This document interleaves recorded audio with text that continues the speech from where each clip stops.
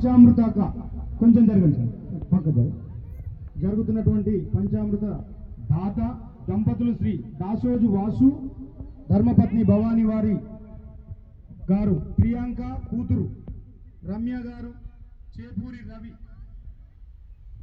ఈ రోజు జరుగుతున్నటువంటి కార్యక్రమానికి అభిషేక కార్యక్రమానికి సహకరించినటువంటి దాతలకు పేరు పేరున కృతజ్ఞతలు. అన్యదా భావించకండి, ఎందుకంటే నేను ముందుగా ప్రిపేర్ అయి రాలేదు కాబట్టి నన్ను కొంచెం అక్షర దోషం ఉంటే మన్నించండి.